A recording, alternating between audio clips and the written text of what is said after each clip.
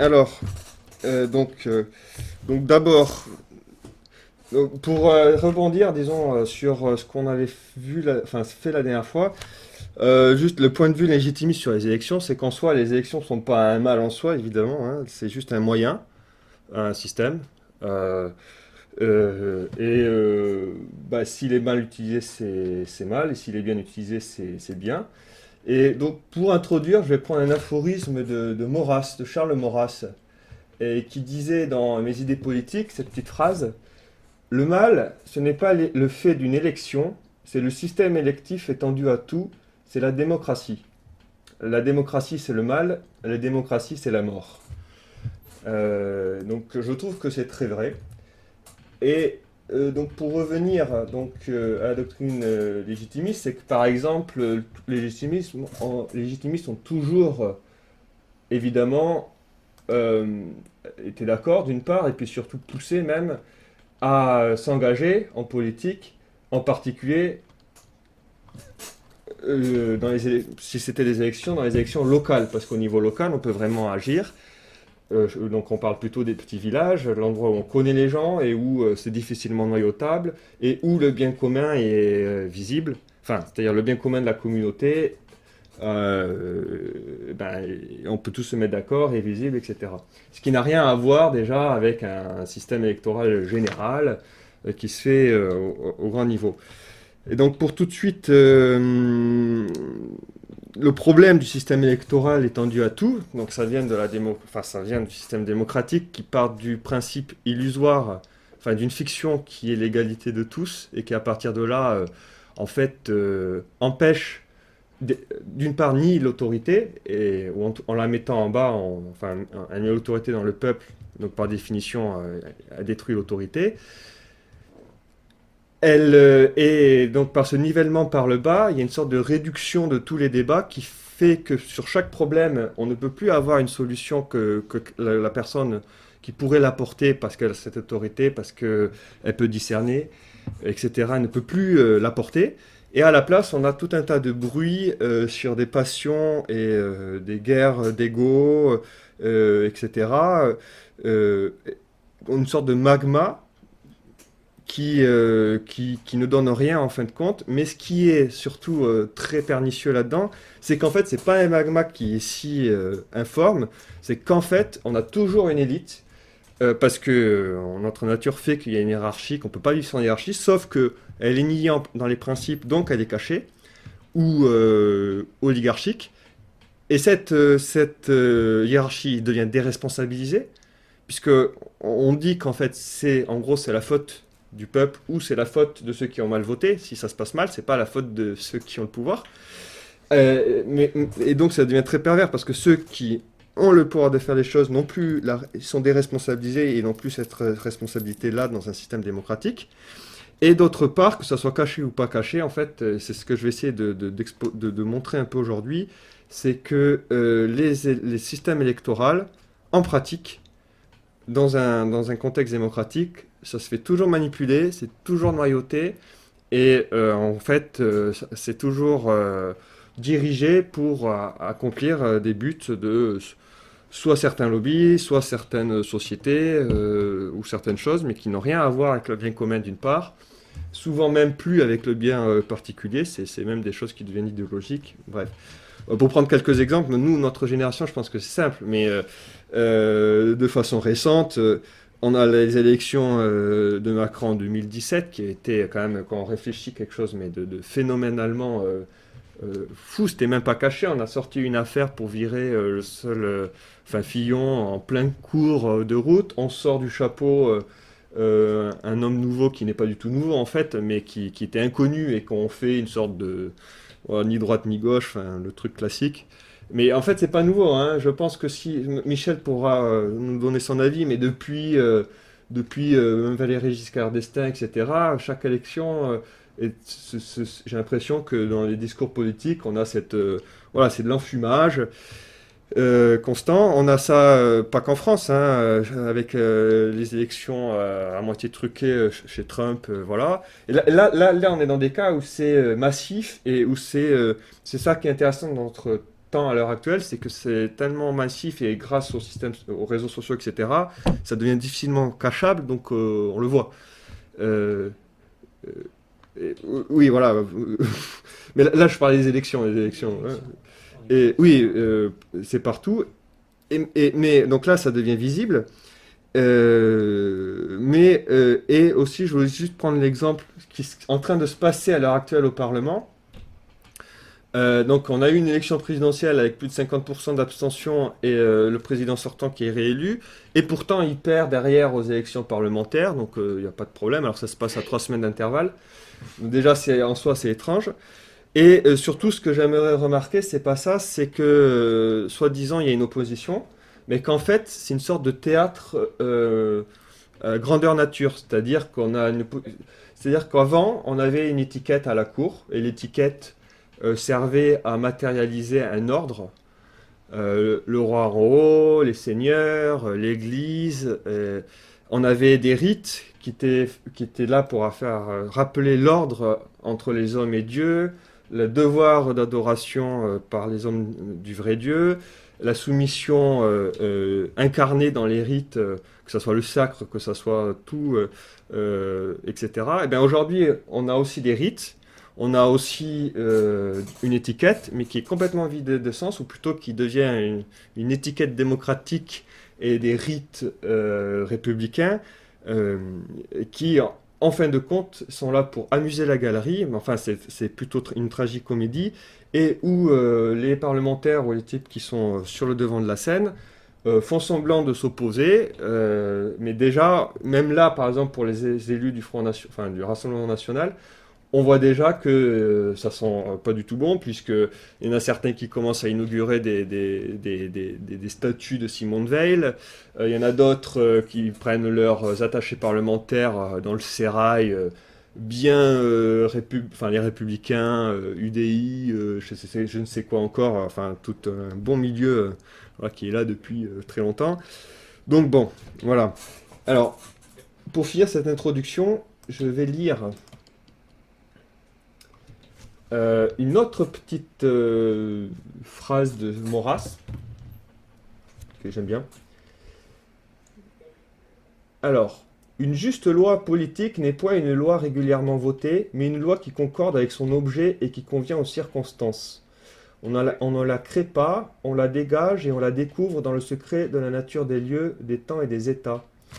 Les formules politiques ne sont pas des gaufriers, et si les lois des nations, comme les lois du monde et de l'homme, sont immuables, il faut voir que toutes les situations de l'histoire et de la géographie sont originales. Elles ont quelque chose d'unique qui doit être traité comme tel. Il ne s'agit nullement de lois du devenir, de lois du mouvement des sociétés, de lois de leur dynamisme, mais bien des lois de leur état. Il ne s'agit pas de déterminer la loi, jusqu'ici inappréhendée, suivant laquelle s'est ou se serait opérée l'évolution du genre humain ou de l'Occident civilisé, loi qui, si elle était connue, permettrait une déduction générale de l'avenir. Non, il s'agit des lois suivant lesquelles se présentent certains faits qui ont coutume de ne point surgir séparément. Lois comparables à celles dont la nature et le laboratoire suivent l'action chaque jour. Elle consiste en liaison constante et telle que, l'antécédent donné, on peut être sûr de voir apparaître le conséquent. Par exemple, l'élévation de l'eau à 100 degrés et le phénomène de l'ébullition. Par exemple, l'avènement de l'élection démocratique et le phénomène de la centralisation. On peut empêcher l'eau de s'échauffer à 100 degrés, où elle bout. On ne peut l'empêcher d'y bouillir. On peut empêcher la démocratie élective de se produire.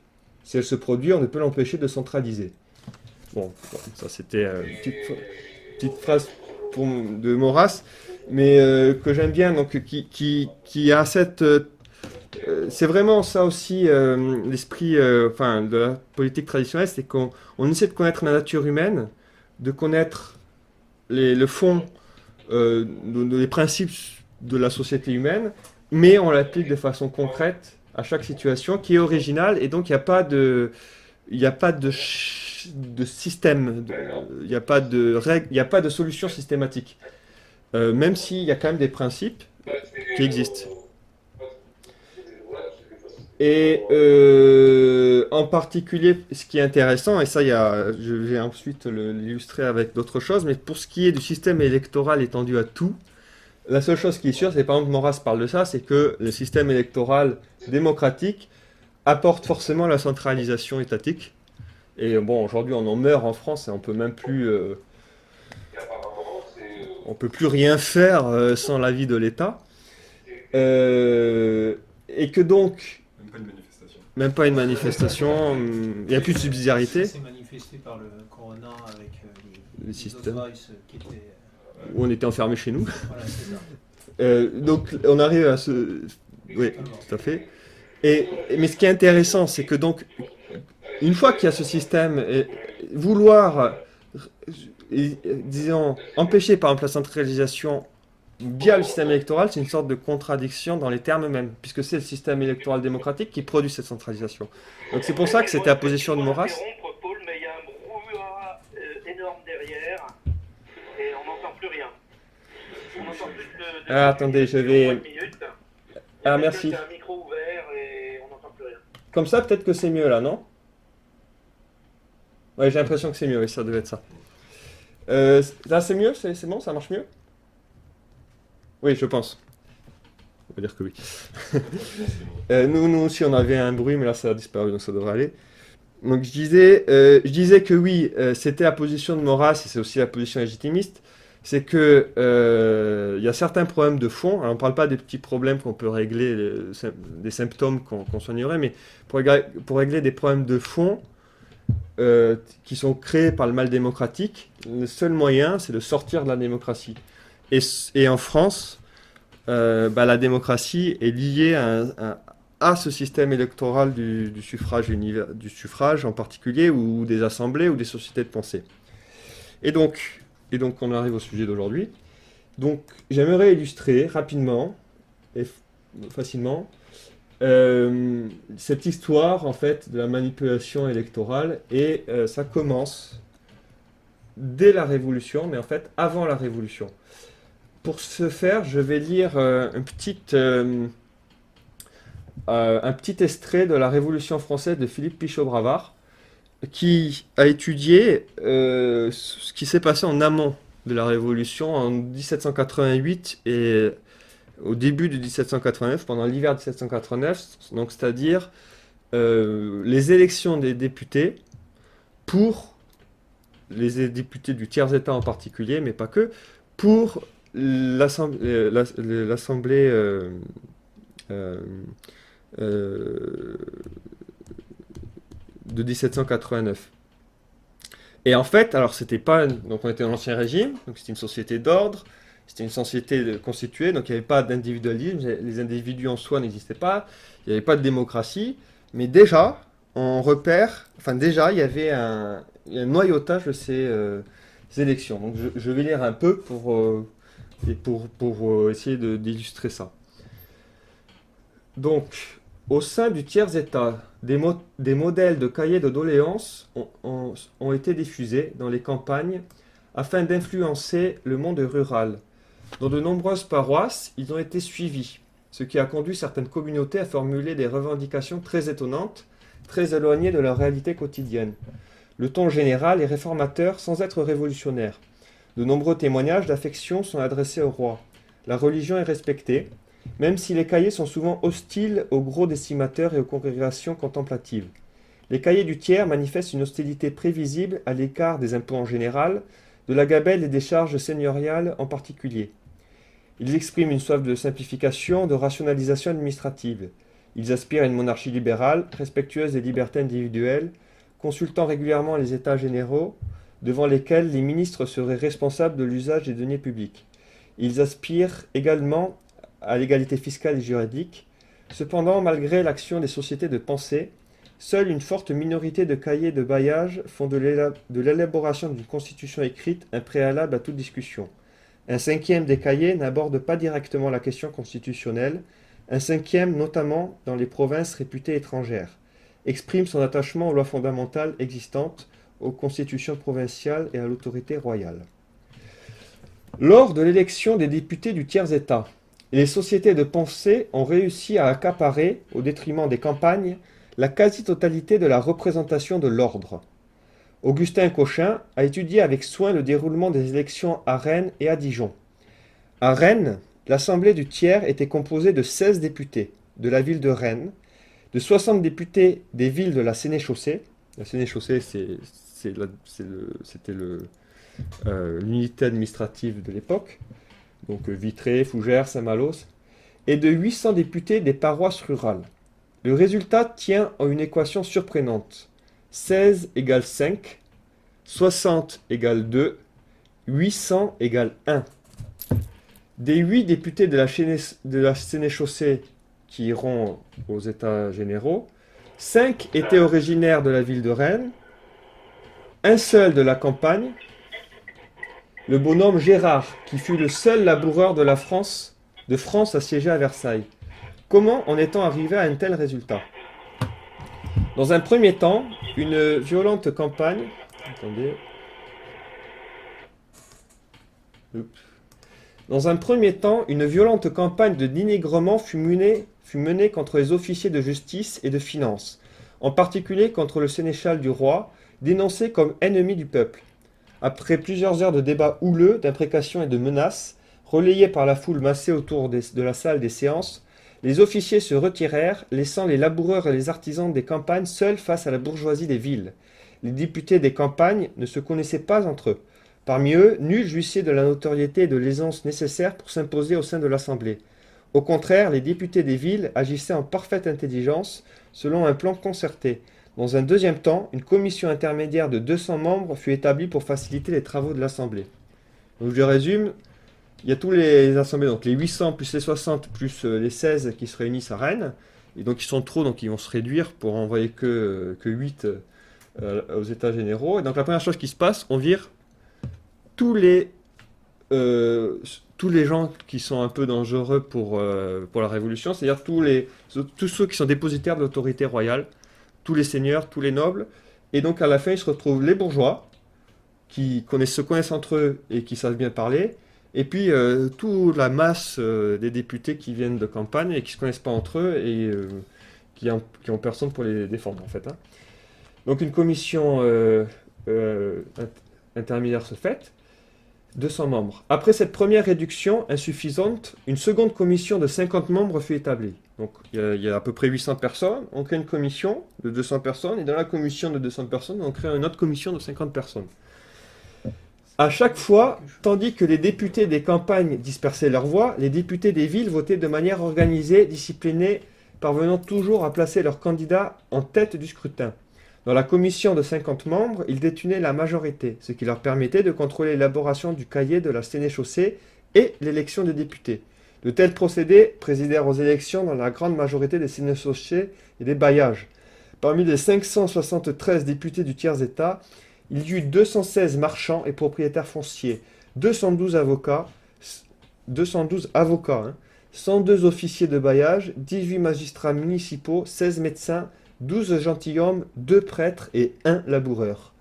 Le comte de Mirabeau, élu à Aix-en-Provence, et l'abbé Seyès, élu à Paris, comptaient au rang des principales personnalités du tiers-État. Voilà, donc ça, je finis avec ça. Donc, c'était une première illustration de la première manipulation électorale, avant la Révolution, avec une double technique, donc de gens qui étaient bien organisés, qui ont réussi par des campagnes de communication. Bon, à l'époque, il n'y avait pas les médias à l'heure actuelle, mais ça fonctionnait bien. Donc, arriver à faire des canevas de cahiers de doléances, à faire des canevas de requêtes au roi qui étaient envoyés via en fait toutes les loges maçonniques dans toute la France et qui, via ses avocats, ses bourgeois, etc., étaient relayés au sein des assemblées. Et tous ceux qui étaient en face, ils ne savaient pas ce qui se passait, ils ne savaient pas les objectifs. Et en fait, ça se passait. Aujourd'hui, on a exactement les mêmes choses qui se passent en fait dans les assemblées. Là, c'est pas les cahiers de doléances aujourd'hui, c'est plutôt peut-être les lois de bioéthique, le mariage pour tous, toutes ces lois dites sociétales, le prix de l'essence, voilà, les sanctions contre la Russie. C'est pas forcément les mêmes objectifs. Les objectifs sont peut-être encore moins cachés qu'à une époque, mais bon, ils sont là. Et voilà. Vraie commission européenne. Ou la commission, voilà, mais là oui, il y a même plus la commission européenne, c'est même plus côté démocratique. Donc ça, c'était un exemple.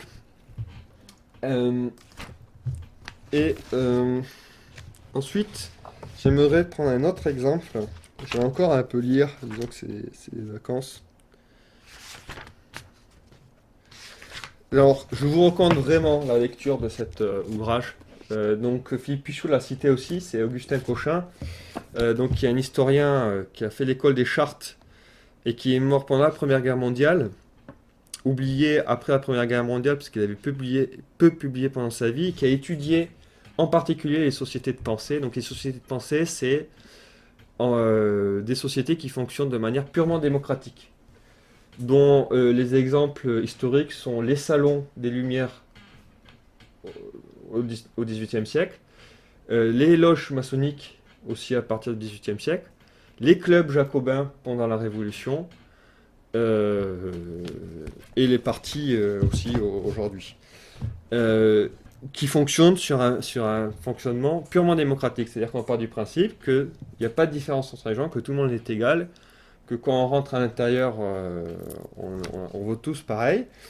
Et à partir de ça, en fait, comment ça fonctionne. Et il analyse d'un point de vue pratiquement sociologique comment ce système démocratique, au-delà des personnalités des gens et au-delà des circonstances, ou voire même des doctrines que portent ces sociétés, quelle que soit la doctrine portée, que ce soit marxiste, nationaliste, j'allais dire à la limite contre-révolutionnaire, écologiste et tout ça, si on a un fonctionnement de société démocratique, le fait même de ce fonctionnement-là va entraîner un fonctionnement révolutionnaire, une sorte de cercle vicieux qui fait que ça permet le noyautage, que ça permet la réduction des idées, le siphonnement de tout débat véritable, et la prise de décision, en fait, non pas par des autorités, mais de façon cachée, ou en tout cas pas franche. Et donc, je vais vous lire un petit passage, deux petits passages, parce que c'est pas mal. Alors ça va durer une dizaine de minutes. Il fait la différence, donc voilà, il va faire cette distinction, parce que, qui est quand même importante, entre le régime parlementaire et la démocratie pure. Disons qu'aujourd'hui, en fait, encore en France, ça va, parce que c'est juste une régime parlementaire. On n'est pas encore en démocratie pure. La démocratie pure, c'est la terreur des Jacobins. Alors, on y va de plus. Vous allez voir que on s'y rapproche de plus en plus là, depuis 10 ans, mais bon. Le corona a été un test. Ça aide. Mais alors, je vais lire un peu. Donc, c'est un passage de Essai sur la Révolution française et la révolution de la libre pensée. Donc, pour prévenir quelques confusions, il n'est pas hors de propos de définir le sens des termes et de marquer la différence qu'il y a entre les mœurs de la démocratie pure et les mœurs politiques des partis, c'est-à-dire du régime parlementaire, avec lequel on est le plus tenté de confondre le régime social à cause de leurs principes communs et du commun nom de démocratie. Dans la démocratie pure ou démocratie directe, la volonté actuelle de la collectivité à tout instant fait loi. Dès lors, le gouvernement personnel du peuple ne peut se concevoir autrement que sous la forme de consultation permanente, donc de société permanente de libre discussion. C'est le référendum constant des gens de l'extrême gauche, c'est les réseaux sociaux, on est toujours connectés pour qu'on donne toujours notre avis, en fait on nous contrôle tout le temps, c'est ce genre d'idée-là. Hein. Le débat est toujours permanent. Dans le régime parlementaire, la théorie démocratique n'est pas pure, ni le gouvernement du peuple direct. En effet, sous les régimes représentatifs, ou bien l'électeur vote pour un homme plus que pour le programme, et alors il ne discute guère, ou s'il discute, ce n'est après tout que sur des questions générales tous les 4 ans et pendant 6 semaines. Vous remarquerez qu'aujourd'hui, on a des élections toutes les 3 mois et pendant 6 mois. Enfin, voilà.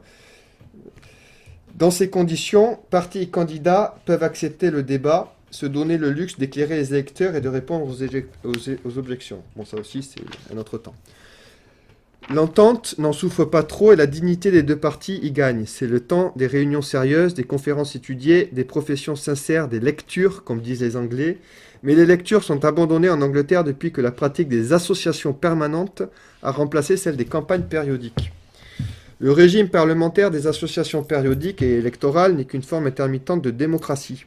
Ainsi, on en jugeait les purs démocrates de tout temps.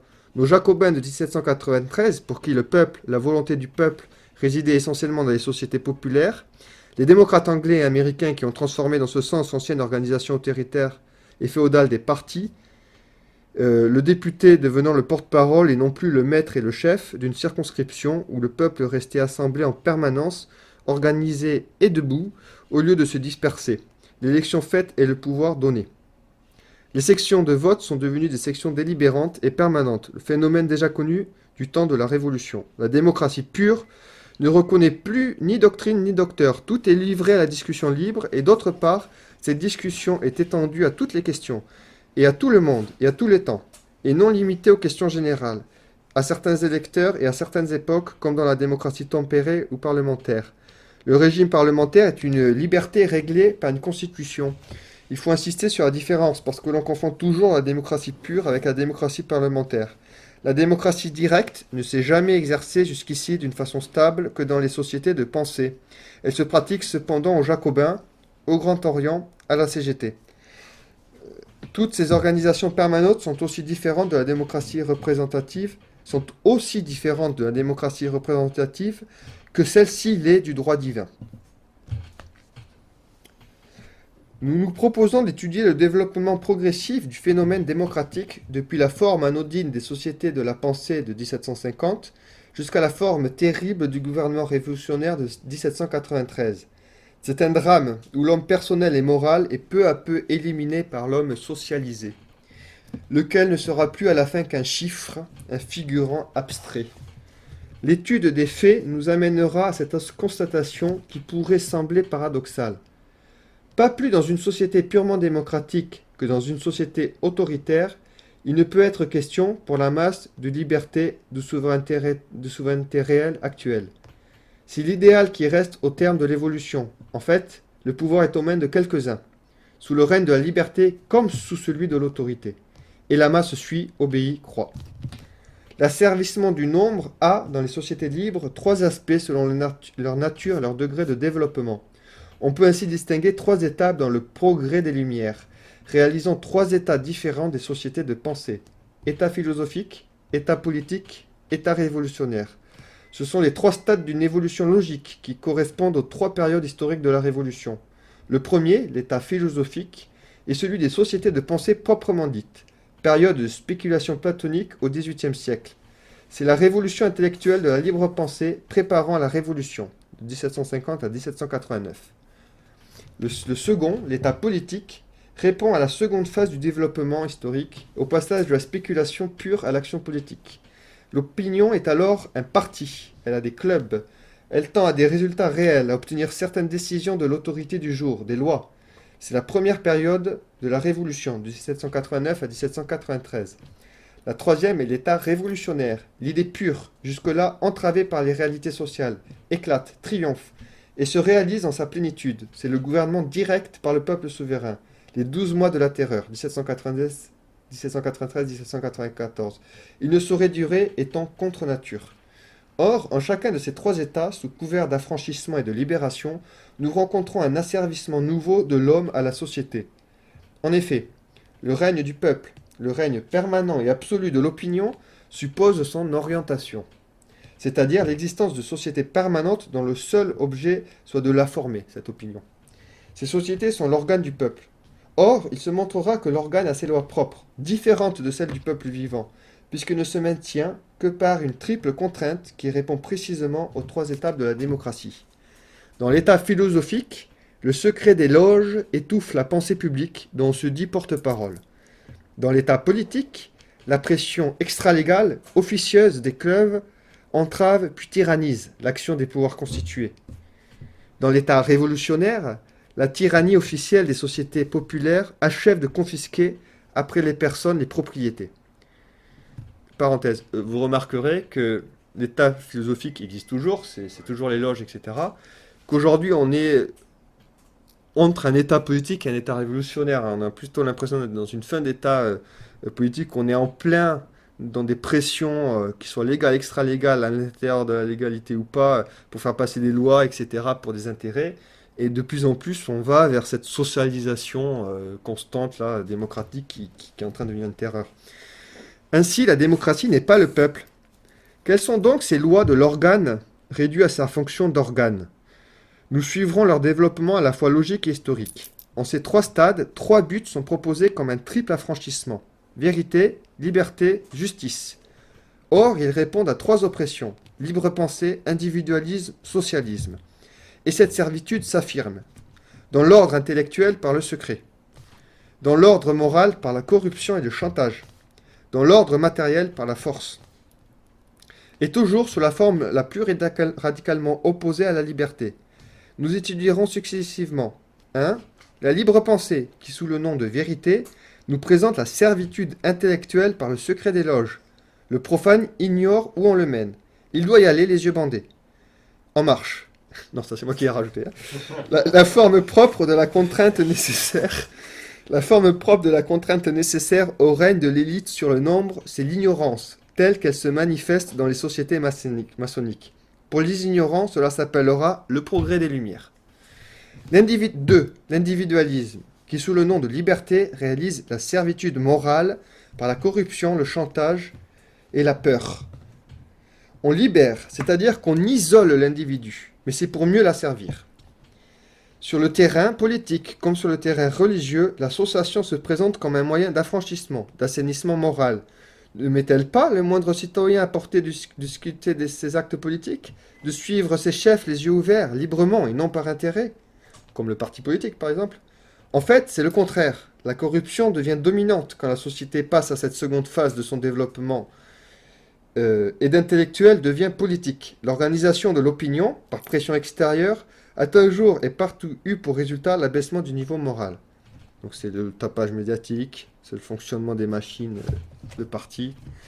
Et 3, l'étape, le socialisme, qui sous le nom de justice, réalise la tyrannie officielle des sociétés populaires, à la servitude morale des volontés, donc c'est ce qu'on a la pensée unique, ce qu'on a depuis 30 ans, etc., succède et s'ajoute la servitude matérielle des biens. Cette justice se dit l'égalité, et c'est la spoliation violente de tous les biens par le despotisme, dans le silence universel de la terreur et de la haine. C'est le communisme du gouvernement révolutionnaire. Tel est le bilan de cette ascension de l'affranchissement populaire. D'abord, manière douce dans les loges et les sociétés politiques. Enfin, manière forte dans le comité de salut public. Et le résultat intime sera la progressive socialisation de l'homme, substituant à l'être réel et personnel un être social et fictif. C'est l'identité numérique, c'est tout ce que vous voulez, mais c'est exactement ce qu'on a à l'heure actuelle. L'affranchissement de l'esprit sera la pensée socialisée, la socialisation intellectuelle du philosophe de 1789. L'affranchissement du citoyen sera la vie publique socialisée, la socialisation morale du patriote de 1792.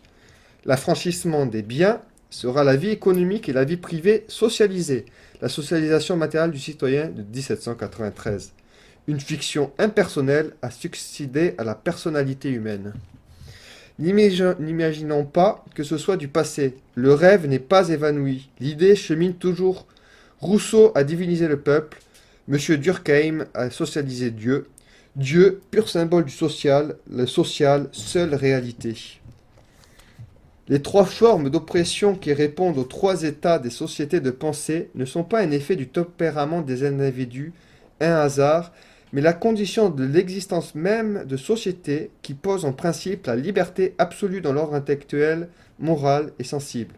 Donc au fond, c'est une conséquence du libéralisme, tout ça.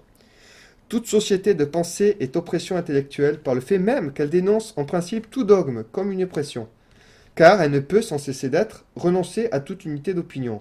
Or, une discipline intellectuelle sans objet, qui lui réponde, sans idée, c'est la définition même de l'oppression intellectuelle. Je répète. Toute société de pensée est oppression intellectuelle par le fait même qu'elle dénonce en principe tout dogme comme une oppression, car elle ne peut, sans cesser d'être, renoncer à toute unité d'opinion. Or, une discipline intellectuelle sans objet qui lui réponde, sans idée, c'est la définition même de l'oppression intellectuelle.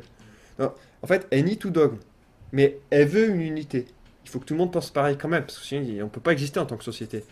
Mais on ne veut pas que ça soit autour d'une idée.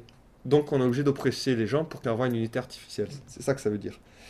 Je continue. Toute société d'égaux et privilège par le fait même qu'elle renonce en principe à toute distinction personnelle, car elle ne peut se passer d'unité de direction. Or, une direction sans responsabilité, le pouvoir sans autorité, c'est-à-dire l'obéissance sans respect, c'est la définition même de l'oppression morale. C'est exactement ce qu'on disait. C'est l'égalitarisme.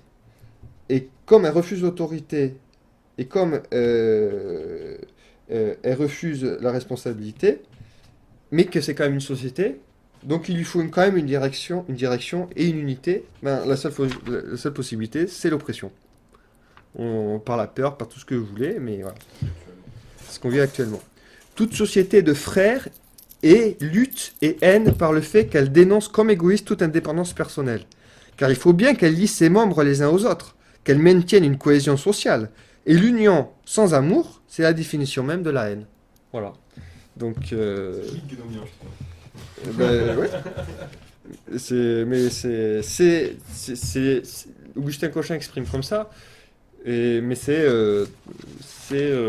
vraiment, voilà, moi je trouve ce qu'on vit à l'heure actuelle, et bon, c'est pas très encourageant ce qui se passe, parce qu'on est en train d'arriver dans une période révolutionnaire, ce qu'il appelle la socialisation de l'être privé. Et pour C'est qui ça, Paul? ça, c'est qui ça? Tu peux me redire oui, alors c'est ça. Oui, tu m'envoies le passage, c'est intéressant. Et Augustin Cochin. Vraiment, je pense qu'on trouve des textes aussi sur Internet. Vraiment, ce livre est génial. Donne les pages. Quoi alors oui, c'est Augustin Cochin. Donc là, celle que j'ai, c'est un recueil d'œuvres. La machine révolutionnaire aux éditions Talendier, donc qui a été réédité il y a quelques années. Et ça, ce que je viens de lire, c'est aux pages... Mince, j'ai perdu la page. 235 jusqu'à 240. Et du coup, Paul, c'est un auteur qui est pas récent, du coup, parce que tu dis qu'il a été réédité. Oui, donc il est mort pendant la Première Guerre mondiale. Donc il est né à la fin du 19e siècle. Et c'est un chartiste, donc il a fait l'école des chartes, donc c'est un historien des formations. Il a deux originalités, c'est que c'est un historien, il est allé dans les archives, et donc c'est le premier qui a repéré cette histoire que tous les cahiers de doléances se ressemblaient, que la Grande Peur de juillet 1789, partout ça s'est passé en même temps, parce qu'il y avait des gens qui étaient envoyés, qui disaient il y a peur, tout ça, et c'est lui qui a repéré donc quelques régions. Et il faisait le tour de France, c'était un chartiste. Et sa deuxième particularité, c'est qu'il y a une approche sociologique. Alors, comme la même méthode en fait que Durkheim, sauf que Durkheim, sauf qu'il est qu'il a une approche contre-révolutionnaire et qui explique que, au-delà des doctrines, il y a aussi un fonctionnement démocratique qui découle du libéralisme, mais que ce fonctionnement démocratique de ces sociétés de pensée, du système électoral, des clubs, des partis politiques, de tout ce qu'on veut, le fonctionnement démocratique en soi est une sorte de machine broyeuse qui emporte les gens malgré eux, qui efface les personnalités, et que donc ce système lui-même est dangereux, et donc il faut s'en extraire en fait. Si on veut la contre-révolution, c'est ça, c'est qu'il faut... Et Maurras finalement, alors, je sais pas s'il a lu ou pas, mais enfin il dit la même chose. La démocratie c'est la mort, il faut sortir la démocratie, donc on joue pas le jeu du système, on le nie, on met pas le doigt dans l'engrenage, parce que sinon on se fait broyer. Voilà. C'est intéressant, ouais, parce que tu vois, j'ai quasiment exactement, enfin, quand tu me parlais tout à l'heure des libres penseurs, j'ai quasiment exactement la même citation dans un ouvrage de Chesterton, qui est Pourquoi je suis catholique, et c'est aussi du 19e siècle, et qui dit juste, c'est assez court, hein, mais il dit, il a un ton un peu plus critique, enfin un peu plus cynique, il dit les libres penseurs sont parfois pensifs, mais ne sont jamais libres. C'est ça, c'est exactement ça. Le n'est pas libre de remettre en cause, par exemple, le monisme. Lui, il parle plutôt d'un point de vue spirituel. Tu vois, il est interdit, par exemple, au sens moderne du terme, de croire à un miracle. Et donc, du coup, un matérialiste, quand il parle des matérialistes, il dit voilà, il n'accepte pas le matérialisme en raison d'une preuve scientifique. C'est le matérialisme qui lui interdit d'accepter la preuve scientifique. Par exemple, quand on voit un miracle qui est prouvé scientifiquement, un matérialiste ne peut pas y croire parce que c'est contre son dogme en fait. C'est ça. Disons. Ouais, c'est intéressant de voir que Là, c'était plutôt en anglais, mais Oui, oui, mais ils avaient vu, Chesterton avait vu tout ça. Ben, c'est les encycliques sur le libéralisme de Léon XIII aussi. oui, voilà. Et en fait, c'est le libéralisme, et là, appliqué dans les sociétés de pensée. C'est-à-dire que Oui, ce voilà. ce qu'il explique derrière, c'est que, par exemple, et typiquement la loge maçonnique, c'est ça. Typiquement le club jacobin, c'est ça.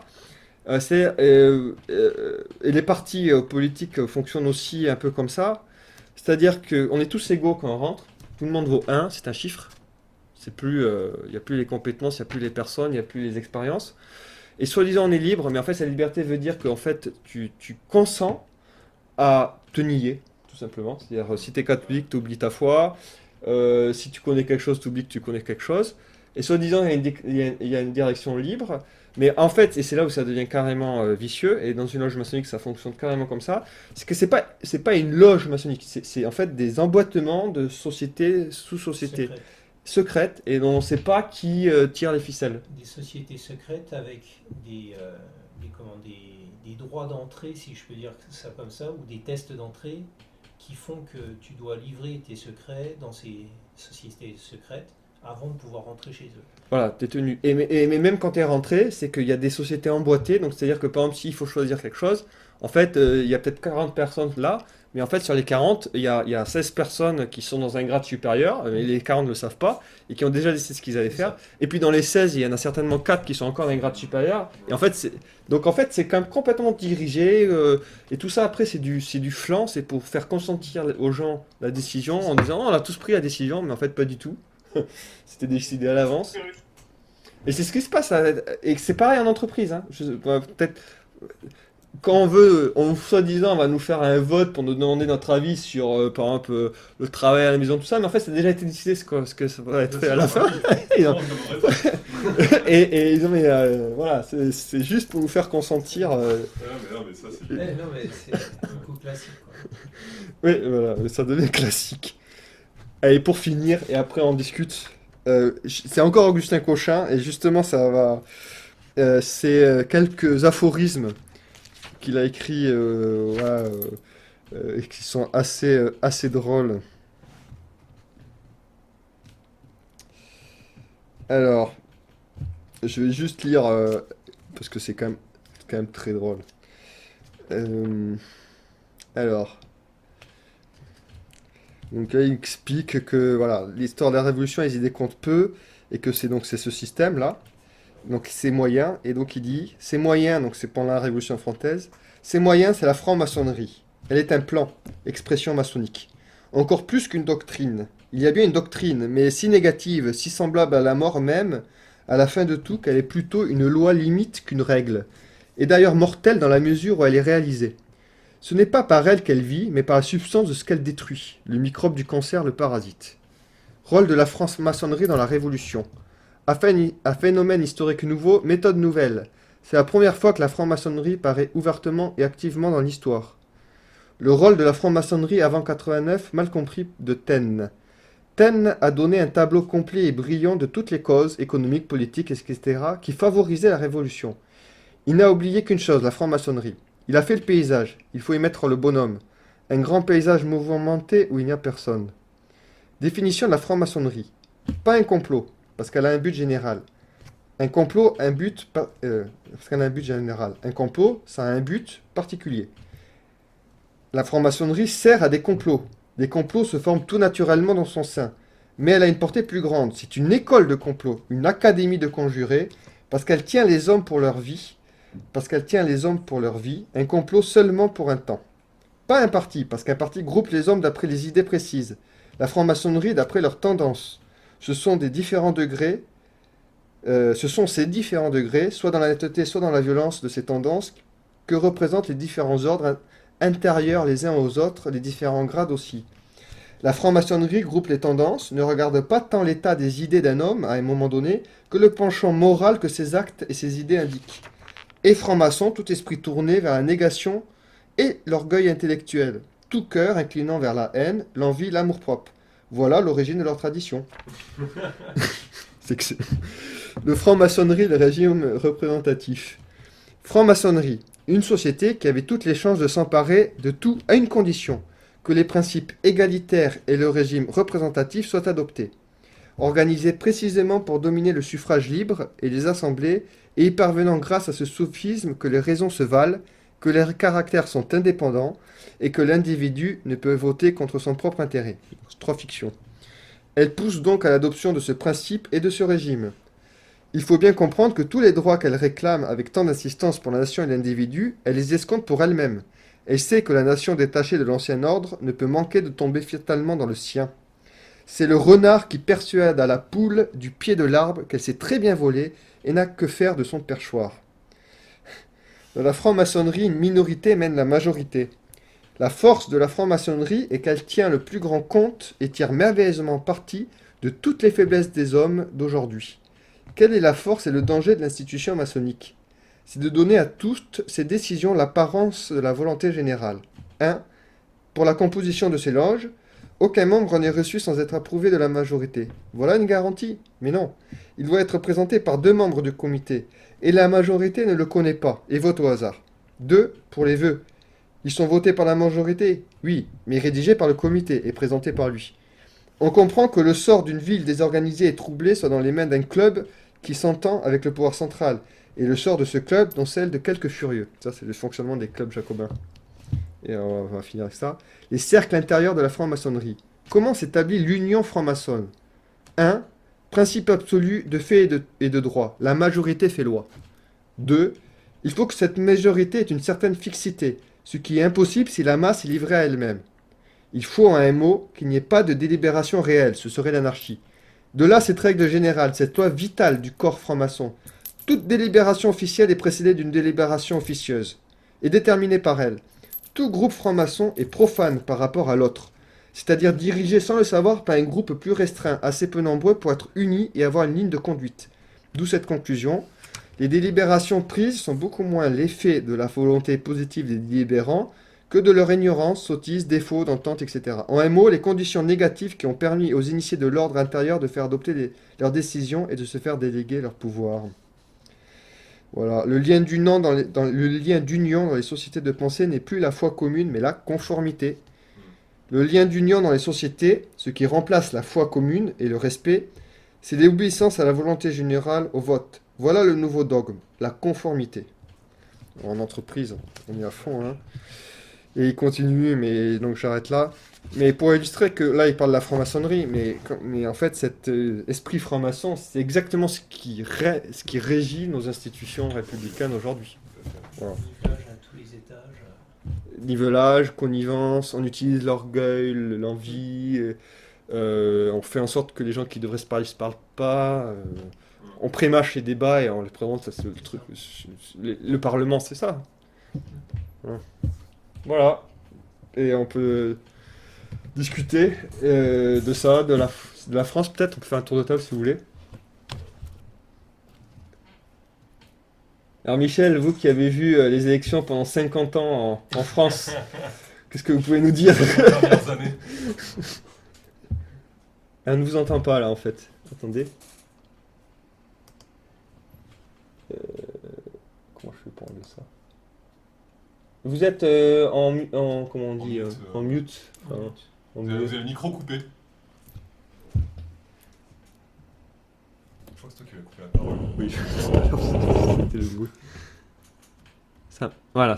Ah, oui. Voilà, excusez-moi. Oui, non, je disais que il y a 50 ans, je croyais aux élections et maintenant, je n'y crois plus. Mais autrement, vous vouliez qu'on parle un petit peu de la situation en France? Oui, je pense que ça pourrait être intéressant. Oui. D'abord, je voulais vous dire, ce matin, je suis allé à la messe au prieuré qui est juste à côté de chez moi, là, à 5 km. Voilà. Ah oui. L'abbé de Mornex n'est pas là aujourd'hui. Non, il est en Malaisie. Ah, d'accord, d'accord. Donc, c'est Notre-Dame du Pointet. Voilà, donc, non, moi, ce qui me frappe en France, c'est, bon, dans les milieux populaires, par exemple, dans mon village, les gens sont extrêmement inquiets de l'inflation, hein, le prix du carburant. Quand c'est 1,80 ou plus à la pompe, enfin, les gens souffrent beaucoup de l'inflation, donc je ne sais pas ce qui va se passer à l'automne, mais enfin, les gens ne sont pas contents du tout. Et puis, alors, le deuxième sujet, c'est l'insécurité, parce que je ne sais pas si vous suivez tous les jours ce qui se passe en France, mais on n'arrête pas d'avoir des attaques au couteau, Angers, Le Mans, enfin, même dans des villes de province. Et puis à la Guillotière et à Lyon, il y a eu il y a des tas de reportages parce que il y a 2 policiers qui ont essayé d'arrêter un voleur à la tire et qui se sont fait tabasser par la foule qui était là, qui est constituée quasi exclusivement de migrants, de gens d'Afrique du Nord ou d'Afrique. Et donc, enfin, moi, je suis très frappé par la dégradation de la situation de la sécurité. Et j'avoue que, en particulier dans les grandes villes à Paris, je fais extrêmement attention parce que on peut très facilement se faire racketter, voler, voire se prendre un coup de couteau. Voilà. Donc, c'est pas très optimiste sur l'évolution de la situation. Ça vous est arrivé d'ailleurs, vous êtes fait piquer un portefeuille la dernière fois que vous Moi, êtes allé en France? au mois de mars, je me suis fait voler mon portefeuille avec toutes mes cartes de crédit, mon permis de conduire, ma carte vitale, du liquide, etc., par 2 Maghrébins dans le métro. Oui. Donc maintenant, je fais extrêmement attention. Mais voilà, puis on a l'impression que Macron s'en fout éperdument de l'immigration, de la sécurité. Il est mondialiste, européiste. C'est pas une impression. C'était plus qu'une impression peut-être. Michel, il est en train de se faire une nouvelle image en Guinée-Bissau, Oui, avec les gens qui l'accueillent à bras ouverts pour sauver la Guinée-Bissau en ce moment. Donc forcément, Mais non, faut dorer l'image, quoi. je suis très inquiétante. Voilà. Et d'un point de vue, j'allais dire, enfin moral dans le sens l'atmosphère par rapport à la religion par exemple, ou quoi, est-ce que vous avez noté des changements, remarqué des choses Bah, ça s'améliore pas. Hein. Bah, je pense, enfin, il n'y a pas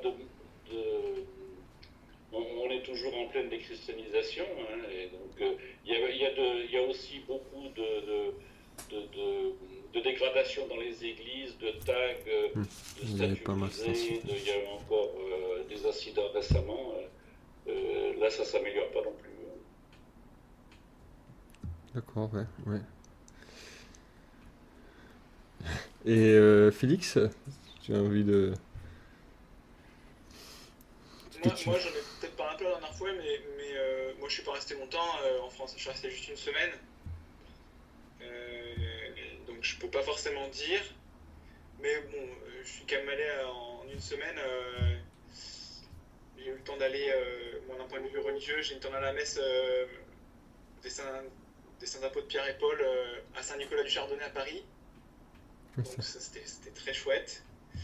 Et j'ai vu qu'il y avait un bel apostolat. Et puis après, je suis allé à une messe aussi, un peu comme Michel, c'est-à-dire le dimanche dans un centre de retraite ignatienne, pas loin de chez moi, enfin une demi-heure. C'est quand même raisonnable par rapport à Sao Paulo Toco. Et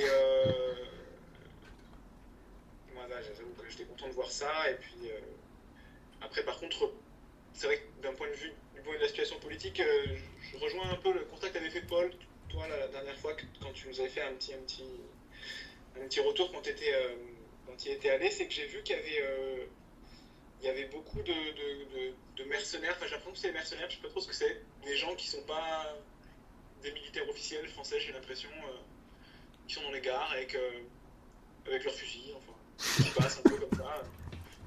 Et ok. Voilà, j'ai vu pas mal de choses. Et puis après, moi, ce qui m'a le plus choqué, c'est quand je suis passé en Belgique. Par exemple, où là, j'ai vu qu'il y avait beaucoup d'étrangers qui se comportaient pas bien. Je suis resté 2 jours en Belgique et ouais, je trouvais ça pas. Enfin, le truc avec l'ambiance de fond général était pas bonne.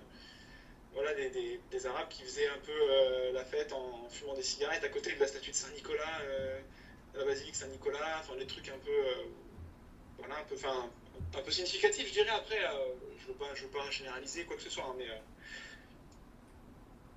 Mais voilà, après, qu'est-ce qu'on peut dire d'autre, à part que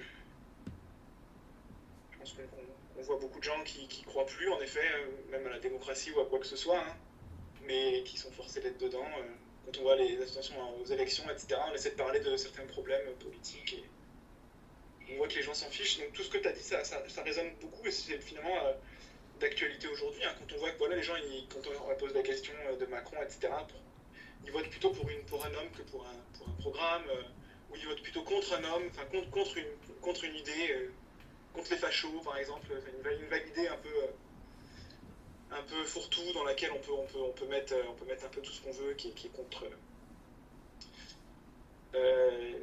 la tolérance à deux vitesses. Donc voilà, pour moi il y a un peu une descente. Après, j'ai vu qu'il y avait des jeunes à la messe en semaine, un mercredi, beaucoup de jeunes, beaucoup d'enfants, et ça m'a fait du bien par contre.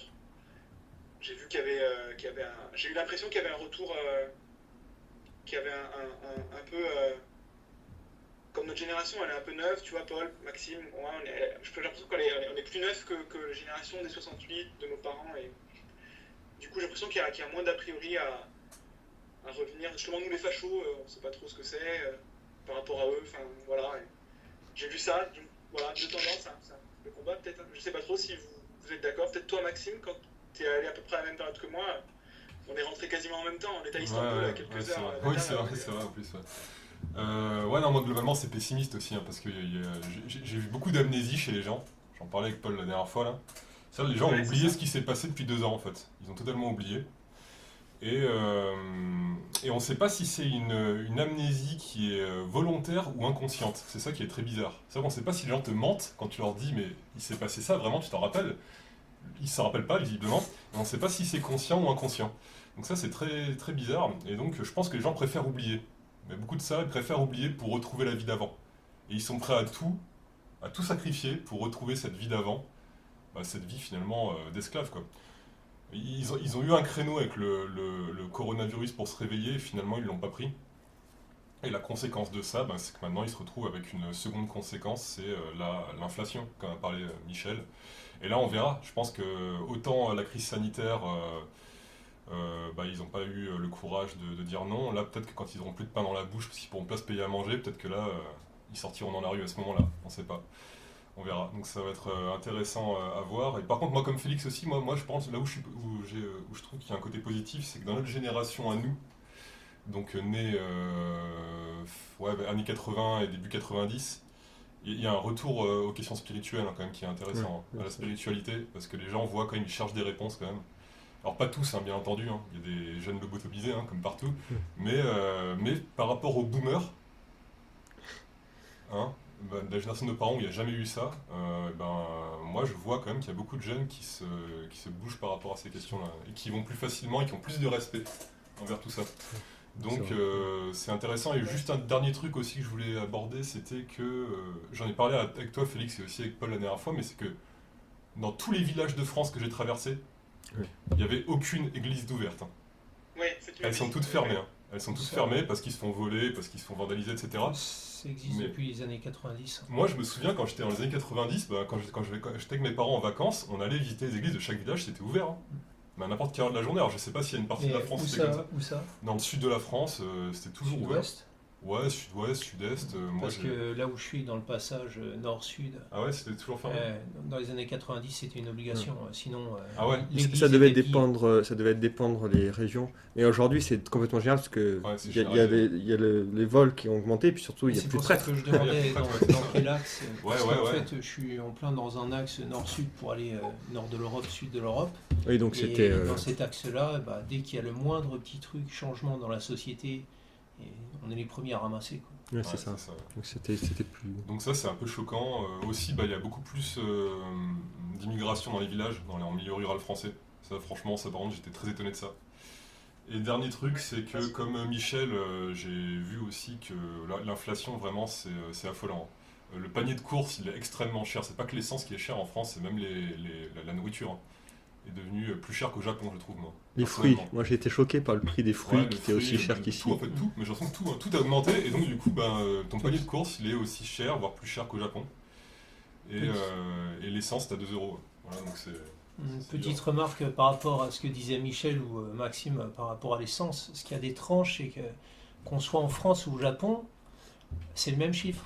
C'est juste ils ont changé la virgule. Ouais, c'est ça. On a 1,80 €, c'est 180 yens ici. Et encore 1,80 €, je sais pas où on Ah, les mais- trouve, c'est 2 euros. Voilà.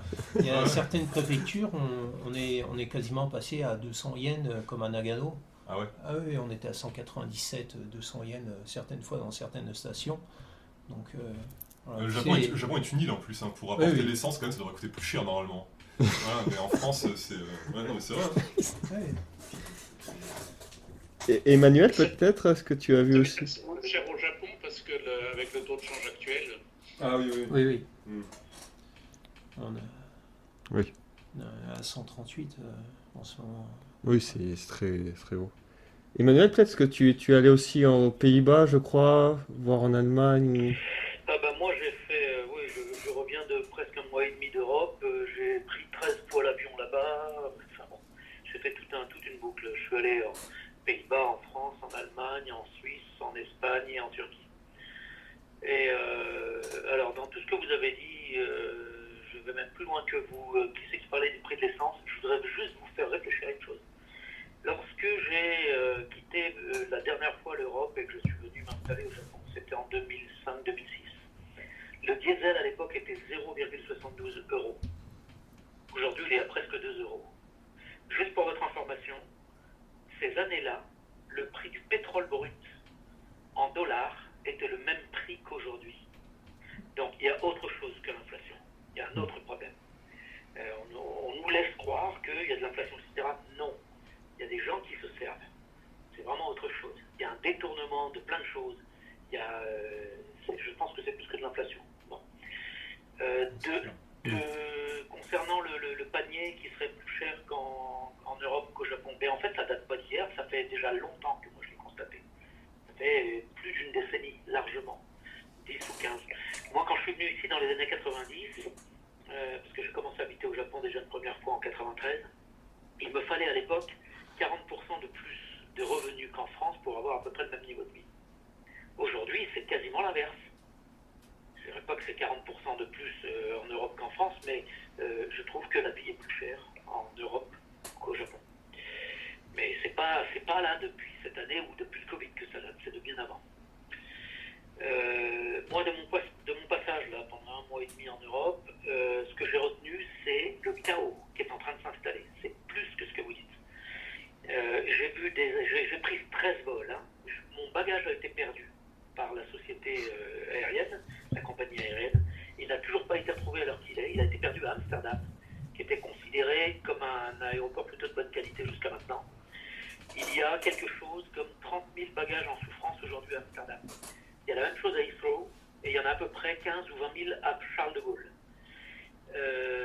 Dans les 13 vols que j'ai faits, ça a été l'enfer. Je n'ai jamais vu ça. On est en train de basculer dans un véritable chaos au niveau des transports. En tout cas, le transport aérien, ça va extrêmement mal. Et ce qui m'a surpris, c'est que personne n'en parle à la télé. J'ai vu l'aéroport d'Amsterdam, il m'a fallu 2 heures pour faire le check-in et 4 heures pour passer le contrôle sécurité. 4 heures, 6 heures à faire la queue. Il y avait 3 km ou 4 km de queue pour faire la sécurité. Aucune information. Les familles avec enfants, je vous laisse imaginer quand les enfants ont envie d'aller pisser, mais même nous les adultes quand on a envie d'aller pisser, on ne tient pas 6 heures. Bon. Paris, tu n'as jamais vu des clodos qui viennent faire la manche directement dans la file d'attente de quand on va aller faire son check-in. C'est-à-dire que même l'aéroport de Charles de Gaulle aujourd'hui n'est plus sécurisé. C'est du jamais vu. Moi, j'ai jamais vu ça. J'ai volé 1000 ou 1500 fois dans ma vie, j'ai jamais vu ça.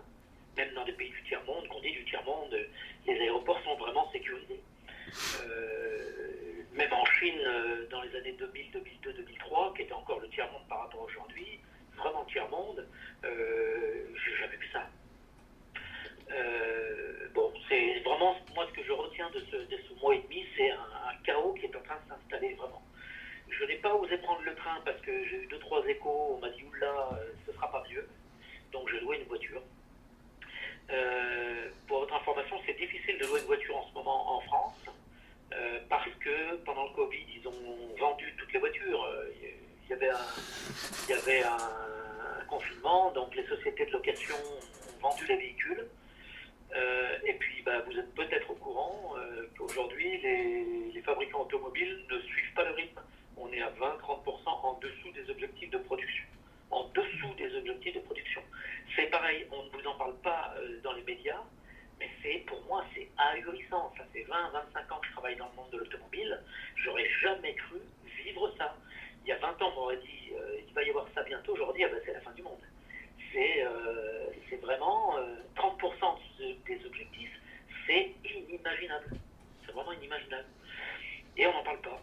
Alors, c'est aussi une des choses que je constate, c'est le silence radio, comme je ne sais pas qui a dit tout à l'heure, Macron s'en fout de l'insécurité, Macron s'en fout de tout, mais les médias s'en foutent de tous ces problèmes. C'est-à-dire qu'il y a un silence radio total sur une situation qui est en train de se dégrader de manière vraiment grave, je trouve. Vraiment grave. Autant je l'aurais dit encore il y a 15 ans, sans vraiment m'inquiéter de fond, mais là j'ai une véritable inquiétude. Je pense que maintenant on est à quelques mois d'une grosse jacquerie. Oui, le Covid, les gens se sont laissés enfermer chez eux. Effectivement, quand il n'y aura plus rien à manger, parce que la famine va s'installer dans le monde. Au fait, on n'en parle pas non plus parce qu'ils ne le disent pas dans les journaux, mais vous savez qu'on est en train de s'acheminer vers une véritable famine, y compris dans nos pays. On ne parle pas que de l'Afrique cette fois-ci.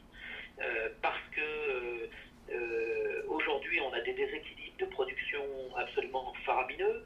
Le fait que l'Ukraine plus la Russie, ça produit plus de 40% de la production mondiale de grains, et qu'aujourd'hui, vous ne pouvez plus les sortir d'Ukraine pour ce qui sont fabriqués en Ukraine, à cause de la situation du conflit, et puis que nos imbéciles de dirigeants européens, parce que les Américains, ils ouvrent la gueule, mais ils ne font pas derrière, ils sont différents, nos imbéciles de dirigeants européens ont mis en place ils appellent ça des sanctions, mais ils sont complètement cons, c'est pas des sanctions. Ils sont en train de se tuer eux-mêmes. Enfin, bon, je pense qu'il y a un moment, se tire une balle dans le pied. Ouais, On serre la corde. Je ne sais plus quel homme politique assez Orban. Le plus grand exemple, Emmanuel, c'est avec le gaz. Je pense Oui, qu'on le va gaz. avoir... plus personne ne pourra se chauffer en Europe l'hiver prochain. Ils n'ont pas fait mais les réserves de gaz qu'ils auraient dû faire là pendant l'été, ils l'ont pas faites. Et encore en plus, on a l'Allemagne qui réduit son Nord Stream 1 à 30% de flux. Oui, et Nord Stream 2 est prêt à servir, mais ils refusent de le valider administrativement. C'est ça. C'est Et complètement ils continuent on de faire est la dans promotion de la des folie énergies vertes. Dans une folie La cerise sur le politique gâteau. incroyable, pour des raisons idéologiques totalement fausses. C'est ça. Ils sont en train de... Ils créent une crise artificielle. Mais je Non, mais reviens c'est ce sur le qu'ils problème veulent, en de la fait, hein, famine c'est qui est en pas train de ça, ça. s'installer. Alors non seulement vous avez le problème de la production de grains, où 40% est aujourd'hui quasiment... C'est-à-dire que dans le flux de production, il y a un problème. Mais il y a un autre problème, c'est que la Chine, qui est un pays qui a connu des famines il n'y a pas si longtemps que ça, dans les années 50-60, aujourd'hui, la Chine détient 60, sur son sol, dans ses silos, elle détient 60% des réserves de blé mondial, 50% des réserves de riz mondial, et 40% des... non, c'est l'inverse. Le blé, c'est 40%, c'est le maïs qui est à 60%. Je ne sais pas si vous comptez... Oui, ce qui veut dire que la production générale des céréales a baissé. Non, c'est pas ce que ça veut dire. Ça veut dire que la Chine a tellement stocké qu'elle a asséché le marché et elle a rendu les céréales très chères.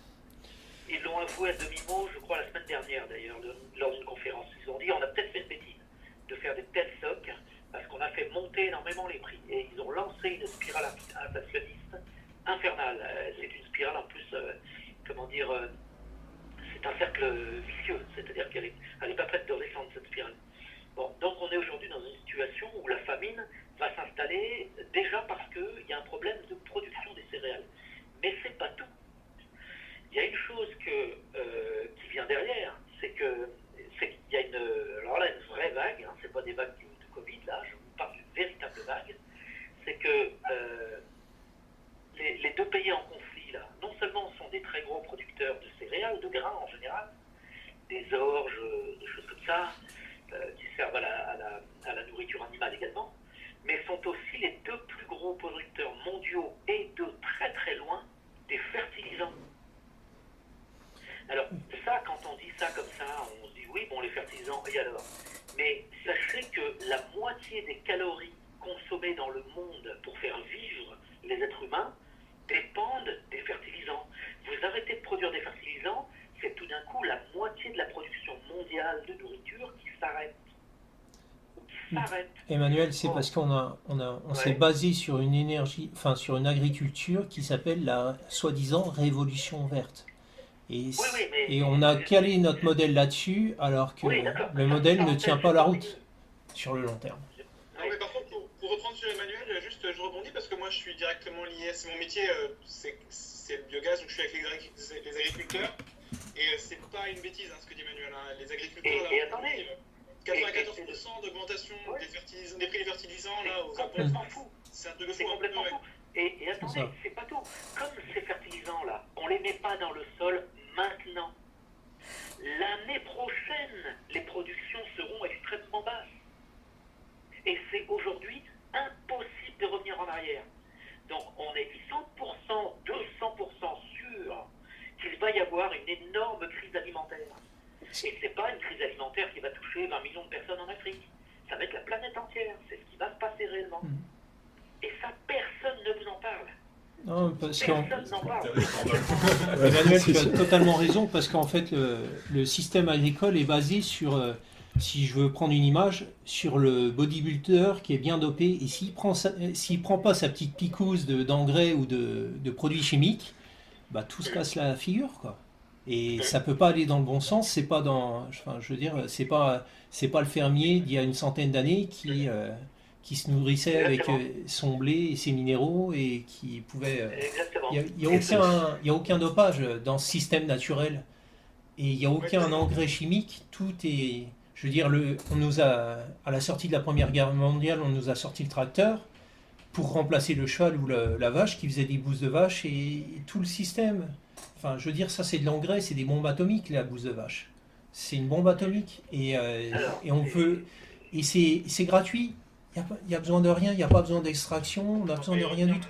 Oui, non, mais je suis d'accord avec ce que tu dis. Ceci dit, nourrir la population mondiale aujourd'hui sans engrais, quand j'ai dit tout à l'heure que la moitié de la production des calories aujourd'hui exige qu'on mette de l'engrais. On ne peut pas faire autrement aujourd'hui. Non, on ne peut pas faire autrement parce que on met des graines qui s'appellent, c'est des monstres qu'on appelle des OGM au début. Maintenant, on les appelle des hybrides F1 parce qu'on a mélangé deux OGM ensemble et après on dit que c'est un hybride qui fait un F1. Bref, cherchez pas à comprendre, c'est leur lobby à eux.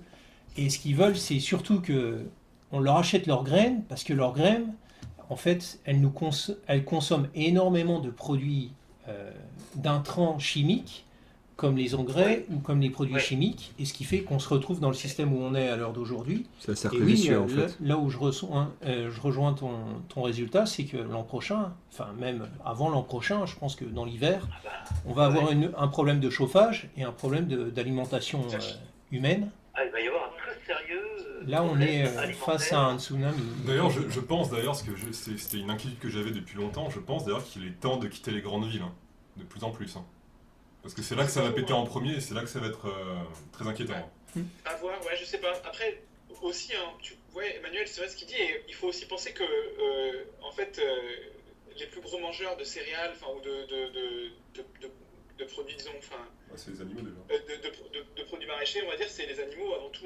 C'est et si ça. en effet, les productions baissent, les productions de céréalières, etc., baissent d'ensilage, etc., en fait, l'an prochain, là, comme disait Emmanuel, c'est pas que les chiens, ça va être aussi les bêtes qui vont mourir.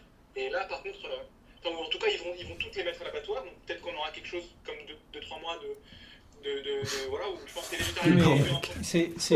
C'est très bien, Félix, que tu mettes le point là-dessus, parce qu'en fait, c'est pas également une perte de viande, mais c'est une perte également dans les 5 prochaines années de fertilisants naturels, qui auraient pu permettre de continuer et là on tombe encore plus dans un cercle vicieux que ce qu'on est à l'heure d'aujourd'hui. Donc là, Après, essayons de voir le côté positif des choses quand même. Hein. C'est ce qui va se passer avec ça. Ça va mettre un coup de pied au cul dans la fourmilière aussi. Hein. oui, ça va mettre Et les ça, gens. voilà. Non, mais je sais, non, mais je sais bien. Mais si vous voulez vous débarrasser de cette pourriture-là, il faut quand même qu'il y ait des choses concrètes qui se passent aussi. Hein. Le coup de pied dans la fourmilière, excuse-moi, c'est des millions de morts. Hein. Ça me semble léger de le Emmanuel, dire. je pense que tu es largement en deçà. C'est des centaines de millions de morts, peut-être. Centaines de millions de morts au bas mot. Bah Ouais. Là, ça sera pas autrement. Ça, quoi. Moi, je le souhaite pas, quoi. Franchement, je le souhaite pas parce que l'odeur de la mort, tu vas la sentir jusqu'à chez toi. Hein. Emmanuel, on vote pas, on est tous dans le même train, le train nous emmène, quoi qu'il arrive, à la catastrophe. Donc il faudra se prendre ce qu'on doit se prendre dans la tête et après il faudra... Mais remarquez quand même que la crise sanitaire était une première alerte et qu'on aurait pu inverser la tendance à ce moment-là si les gens s'étaient réveillés. Quoi. Voilà, c'est ça aussi qu'il faut retenir de cette... Et si on prend pas la leçon de ce qui s'est passé pendant le coronavirus, qu'on prend pas la leçon de ce qui va se passer maintenant, ça va être encore pire la troisième fois. Voilà. Donc ça aussi, il faut vraiment... Enfin, je veux dire, avant le corona, on a l'exemple des gilets jaunes qui vont mendier quelques euros, alors que c'est pas quelques euros qu'on doit aller mendier. C'est des millions d'euros. On aurait fait la même chose que les gilets jaunes, mais avec Dieu, ça serait passé complètement différemment. Là, qu'est-ce qu'on veut? On veut juste quelques billets à la fin du mois en plus. Ça peut pas aller. Et la preuve en est, c'est que, comme dit Maxime ou Paul, quand on met le doigt dans l'engrenage, ça s'arrête jamais. Hein. On donne le doigt et il nous bouffe le bras. Donc, l'abcès sera crevé. Voilà. Alors, sinon, pour recentrer sur le sujet vraiment de cette conférence d'aujourd'hui, hein, c'est-à-dire la démocratie, dès le début de la conférence, Paul, tu as posé un sujet que je trouve assez essentiel, c'est de savoir si cette élection, la dernière présidentielle par exemple, a été légitime ou pas, s'il y a eu de la fraude, etc. Il y a eu, et preuve mathématique à l'appui, il y a eu de la fraude de la part de Macron. On a fait, et j'ai le dossier moi-même en main, hein, on a fait une analyse de Belford sur tous les bureaux de vote de France, la totalité. Hein. C'est pas juste un ou deux pour extrapoler une statistique qui pourrait être totalement fausse, c'est la totalité. La source de l'analyse mathématique que j'ai faite avec un gars ici au Japon, hein, qui est chez Reconquête, la source elle est tout simplement sur le site officiel des élections du ministère de l'Intérieur, donc c'est pas du tout des trucs bidonnés et tout ce que vous voulez. Or, l'analyse des résultats par la loi de Benford montre une chose très très simple. Le deuxième tour, les votes en faveur de Marine Le Pen suivent parfaitement la loi de Benford. Donc il n'y a pas eu de fraude de la part du RN. Par contre, du côté de Macron... Juste qu'est-ce que c'est la loi de Belford pour... facilement, mais juste pour situer, qu'est-ce que c'est la loi de Belford, juste pour... Ok, je vais resituer après, mais je... Mais oui, vas-y, oui. Alors, du côté de Macron, par contre, ni les votes pour Macron, ni les votes blancs ne suivent la loi de Belford. Ça veut dire que Macron a manipulé quelque chose pour récupérer des votes non exprimés ou des votes blancs. Ça veut dire qu'il y a des gens qui ne sont pas allés voter et sans qu'ils le sachent. Il y a eu des bulletins Macron dans pratiquement tous les grands bureaux de France. Et ça, j'en ai une preuve, moi, aujourd'hui, mathématique. Cette preuve, aujourd'hui, elle est dans les mains et de Reconquête et du RN. Je ne sais pas ce qu'ils en font. Hein. Les gens les ont en main, on verra ce qu'ils en font. Je ne sais pas si vous vous rappelez, Emmanuel, mais il y avait Mélenchon qui avait protesté à l'époque. Oui. Qui était le deuxième à l'époque. Il avait protesté dans un média. Oui, alors, on a fait l'analyse. Et sur le après, tour, on lui a fait fermer. Et en fait, il semblerait que les LFI aussi ne se soient pas privés de tricher. Ils savent très bien le faire, ils l'ont fait pendant des années. Oui. C'est les anciens comme Ça, c'est... voilà. Donc je ne vais pas plaindre Mélenchon sur cette histoire. Alors, l'analyse selon la loi de Benford, c'est quoi? La loi de Benford, vous trouverez une définition qui est très très bien faite sur plusieurs sites internet. Il y a même un site qui est consacré uniquement à la loi de Benford.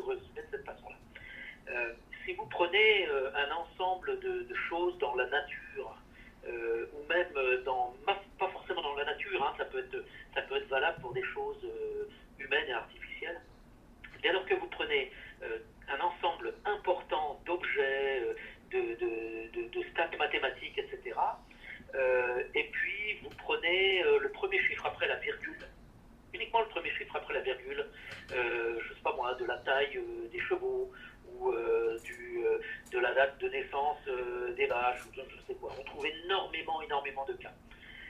Si vous prenez par exemple, c'est juste un exemple, le premier chiffre après la virgule, vous vous attendez que sur un ensemble de 5 millions de chiffres statistiques, eh bien, on trouve 10% de fois le chiffre 0, 10% des fois le chiffre 1, 10% des fois le chiffre 2, etc. etc.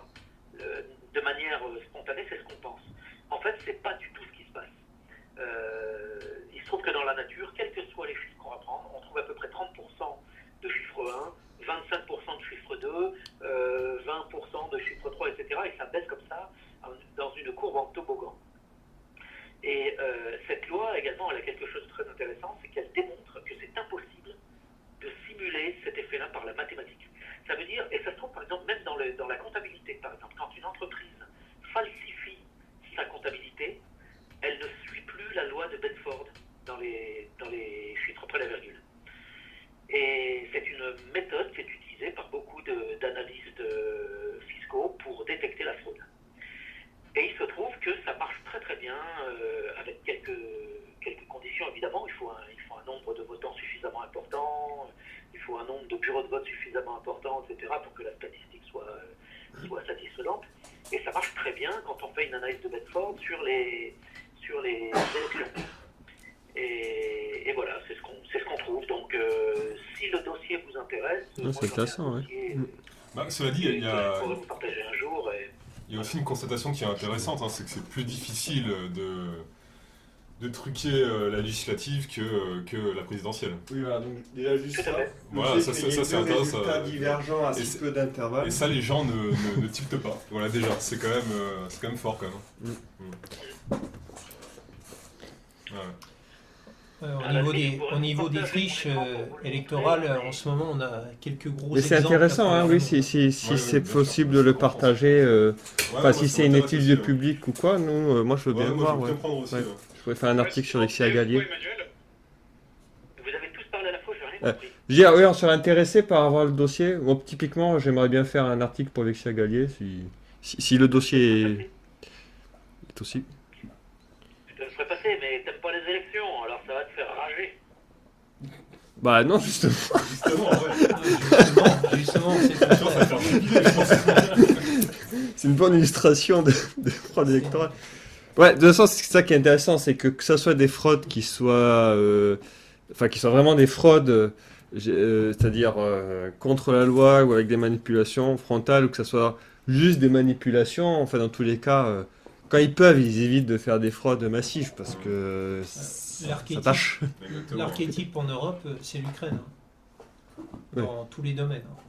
Et notamment les élections avec Zelensky, là, c'était un petit bijou de fraude. Bah oui, Ouais. sûrement. Avec les épurations, tout ce qu'on veut. C'est ça. Ils essayent de refaire des schémas qui se sont passés il y a 100 ans avec l'Holodomor. Ou les Jacobins en 93. Un peu de blé contre des armes. Non, c'est intéressant. Et Emmanuel, sinon, par rapport, est-ce que tu as vu des différences entre les pays ou pas de différence? Oui, si, j'ai vu des grosses différences. Par exemple, entre les Pays-Bas et la France, il y a quand même une énorme différence sur l'immigration. Quand vous êtes aux Pays-Bas, vous voyez que des têtes blondes, on voit quand même très peu. Même à Amsterdam, on voit très peu de Fador. En France, mais il y en a partout maintenant, c'est incroyable, c'est une véritable invasion. Et même, il y en a plus aujourd'hui dans un aéroport comme Charles de Gaulle qu'à Istanbul. Ouais, non, mais c'est vrai, non, mais ça, moi j'ai remarqué, c'est vrai. C'est incroyable. C'est vrai. Vous avez là, ça donne vraiment l'impression que Paris est bien plus islamisé qu'Istanbul. Ouais. C'est considérable. Et même Ankara. Je suis allé à Ankara, qui est pourtant soi-disant... parce que Istanbul, souvent, on nous dit « Oui, mais c'est pas vraiment la Turquie, c'est c'est la Turquie mégalopolitaine, internationale et tout ce que vous voulez, et on nous dit, Les Turcs ne ouais, sont pas là-bas, des ils sont pas Arabes. très islamistes. Et en fait, l'islam, c'est vraiment plutôt du côté d'Ankara. Ben, je suis désolé, Ankara, j'ai trouvé la même chose. Hein. C'était pas... j'ai vu 3 tchadors dans un coin, quoi. J'en ai presque pas vu. Alors qu'à Paris, il y en a partout. Et d'ailleurs, la incroyable. sécurité, la propreté dans les aéroports sont mieux à Istanbul qu'à Paris. Hein. Très c'est nettement. ouais, Il y a très un écart nettement. énorme. Ouais. Un écart énorme. Ouais. Énorme. Mm. Ouais. Tout à fait. Et en Espagne, c'est quoi ton avis aussi, ce que tu y es allé, tu as dit? Alors, je suis allé aussi en Espagne. Ouais, je suis allé à Alicante et à Barcelone. J'ai passé presque une semaine là-bas. Même chose, c'est quand même beaucoup moins prononcé qu'en France Ah ouais. pour l'islamisation. Ça, c'est flagrant. Oui, il s'arrête À pas. Alicante, j'ai dû en Ça. voir 3, quoi. Ouais. Tout cassé. Ils aiment Le pas. soir, sur la plage, sur le long du Remblai, là, où Ouais, il y a puis tous les je sais restaurants. pas s'ils visent la France, sur l'Angleterre. 2-3 kilomètres. Ils visent la France et Très l'Angleterre. peu de musulmans, de musulmanes en tout cas affichés. Mm. Alors qu'il y a beaucoup d'écoles à Alicante qui sont en fait où les riches d'Afrique du Nord envoient leurs enfants à l'école là, parce qu'ils peuvent facilement les récupérer le week-end. Ça demande qu'une heure et demie de vol. Donc on devrait en voir, et ben non, il y en a très peu en fait. Bon, la poubelle de l'Europe. Il y en a très peu. Ouais. Ouais, c'est J'ai intéressant. trouvé l'état de l'Espagne quand même moins inquiétant que la France. Hein. Ouais. Et puis une chose intéressante, tiens, depuis cette année, toutes les autoroutes en Espagne sont désormais totalement gratuites. L'État estimait que les Espagnols avaient assez payé avec leurs impôts, etc. Et ça y est, maintenant les autoroutes espagnoles sont entièrement gratuites. C'est pas le cas en France, hein. On se fout de notre gueule avec l'impôt. Hein. Non mais c'est une véritable... Escroquerie, oui. honte. C'est un hold-up en France sur les autoroutes. C'est un hold-up. Ouais. Ouais, enfin au Japon aussi. Hein. C'est très cher au Oui, Japon oui, aussi. c'est Hein. vrai. C'est extrêmement cher. C'est Pour moins cher avoir des qu'en France. autoroutes défoncées. Ouais, défoncées, qui sont pas super et qu'en plus sont très courtes. Non, mais c'est Et moins il cher faut qu'en rouler à France, 80. le Japon, Enfin, hein, 100 l'autoroute, km/h. hein. Je sais pas si vous avez déjà pris Alors, le pont de Akashi là pour aller à Shikoku. On fait, mais attends. on fait 3 km, on paye 40 € quoi. Enfin, Non mais aujourd'hui au Japon, l'autoroute est moins chère qu'en France. Ouais, peut-être. Non, mais ça, ouais, c'est possible. Mais bon, il faut voir les. Il y a, Vous savez au Japon, il y a les autoroutes du sud et les autoroutes du nord. Pour aller de l'ouest de Paris là, Non, je sais pas, non. Combien? ah ben, c'est quand même 12 €. Ouais, c'est cher. Hein. Ça fait 1200 €. Un chuto, c'est 600 yens. Oui, mais Ça c'est fait pas la la même, différence. c'est pas la même distance. Mais Moi, c'est une plus grande distance. Tu fais plus de kilomètres quand tu traverses tout Tokyo sur le Shuto que quand tu fais, c'est pas Saint-Germain-en-Laye, mais presque.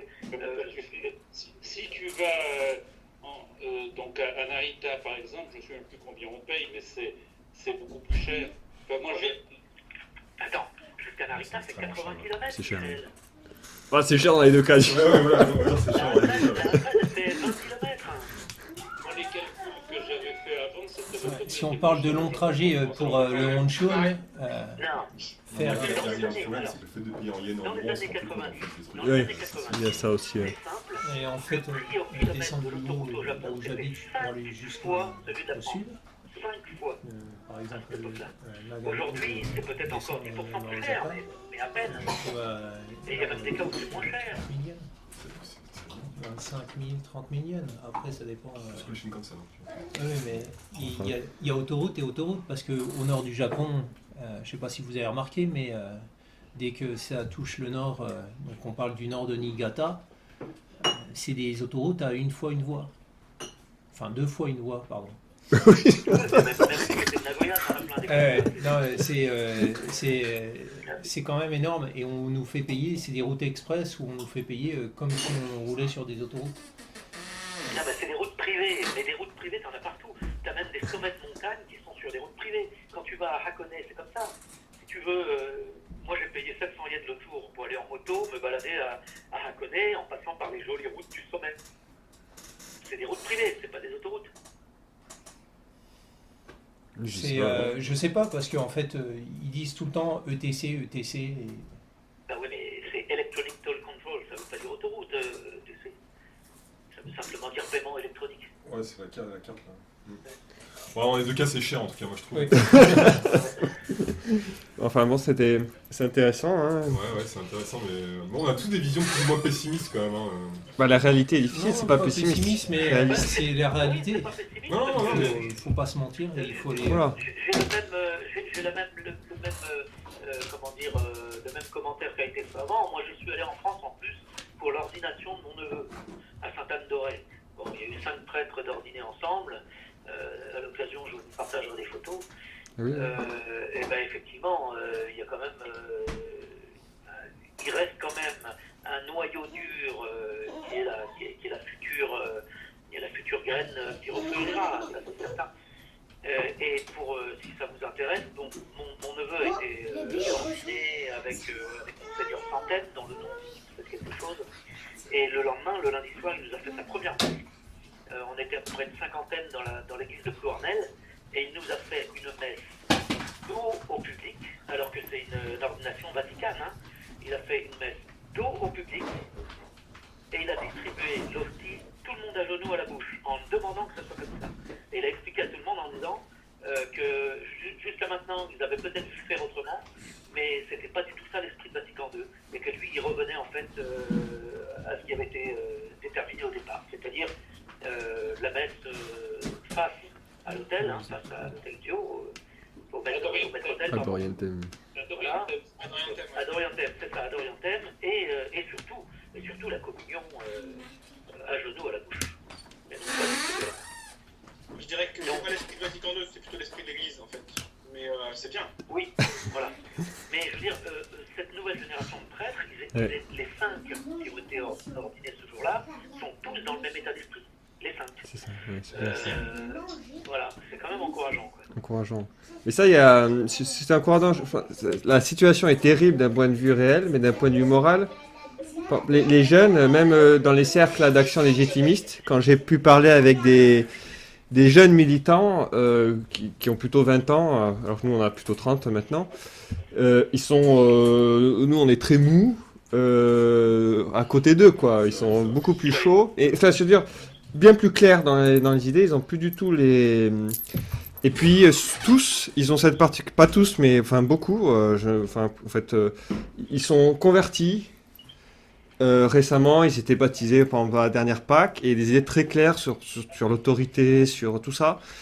Et c'est vrai que c'est encourageant quoi pour l'avenir en tout Ils cas. sont pas tièdes en fait. Ouais, tout à Ça fait. tranche avec Pas tiède, mais pas idéologique. Voilà, c'est Ouais, ça. c'est intransigeant, mais sur des Disons que la religion principes est clairs. cadre aussi, par rapport à ça. Bah charité quoi, Alors, mais force.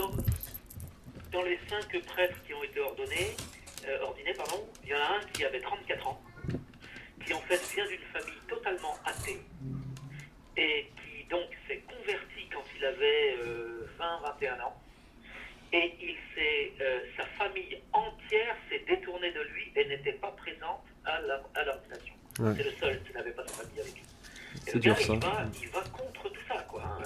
Du courage, hein, 34 ans, abandonné par sa famille, venant d'un milieu athée en plus, je veux dire athée pratiquant, quand on entend parler, c'est-à-dire des gens qui bouffent du curé et de l'église, quoi. C'est vraiment ça. Ouais, c'est beau ces conversions. Hein. Je poserai la mère à la fille, le père au fils. Je viens pas apporter la paix mais l'épée quoi. Enfin, ça fait un peu penser à la station de. C'est ça, ouais. Mais c'est vrai que tous les convertis, on le voit, on le vit, et encore plus quand c'est des prêtres. L'abbé Onoda, par exemple, je pense qu'il a eu. Finalement, ses parents se convertis et ont reçu le baptême, mais ça a mis 30 ans, quoi. C'est de l'endurance quoi. Mais c'est intéressant ce que disait Emmanuel. Moi je trouve ça et en fait on voit quelque chose. Laisse la porte ouverte. Je trouve qu'on peut lier un peu efficacement là, tout le débat sur l'oubli. Sur l'oubli qu'avait dit Maxime, par exemple, il dit oui, bah, les gens quand ils commenceront à avoir faim, ils vont arrêter d'oublier. Et en fait, je pense qu'il y a une fin matérielle et il y a aussi une fin spirituelle. C'est ça. Et là, je trouve qu'aujourd'hui, c'est la famille spirituelle depuis plus longtemps que la famille matérielle, en fait. Enfin, je trouve. Et du coup, C'est vrai. on a quelque chose qui sort et même voilà, du cœur des jeunes. Et moi, ça me fait très plaisir d'entendre ça.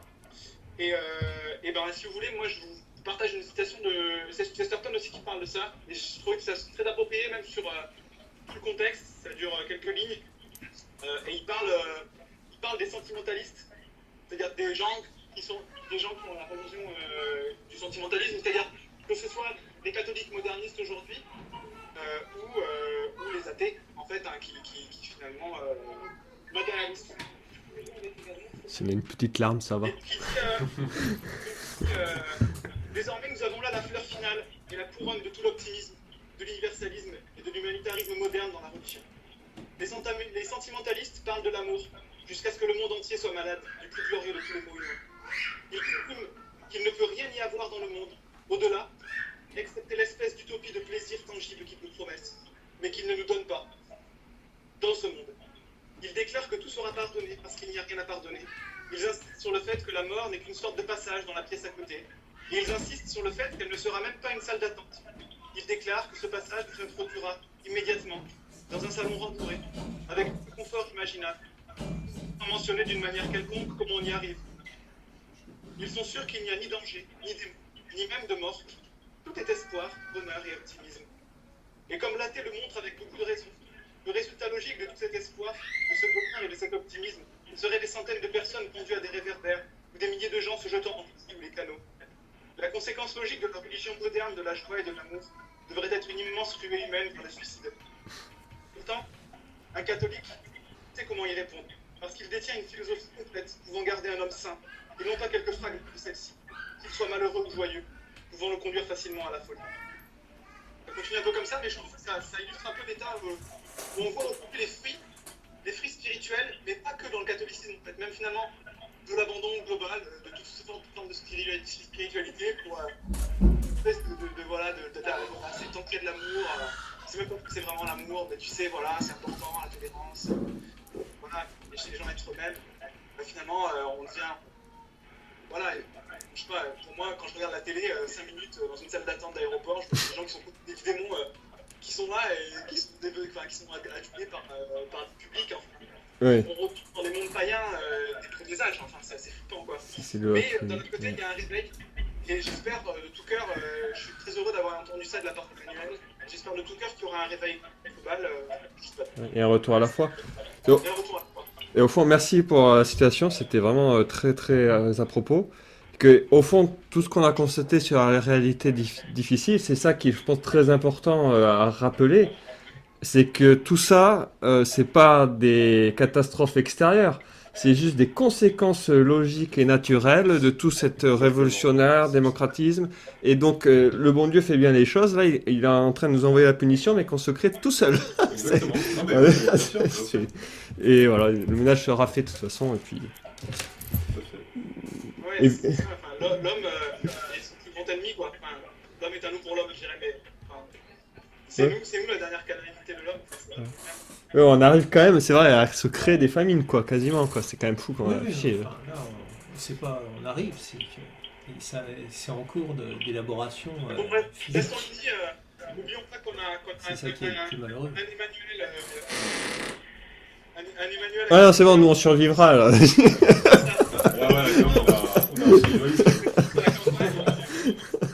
on a un village mormon, mais plutôt catholique, quoi. Trouver un petit village. Ah, mais après, ça. Tout refaire, oui. Il sera abandonné. C'est pas ça qui manque au Japon. Ah oui, mais c'est pas ça qui manque ici. Peut-être que je propose qu'on finisse peut-être, sauf si, parce que je sais pas, je pense que ça va être bientôt l'heure du souper pour nous et du déjeuner en France aussi. Donc peut-être par la dernière petite prière très rapide. Hop. Après, non, c'est pas ça. C'est ça.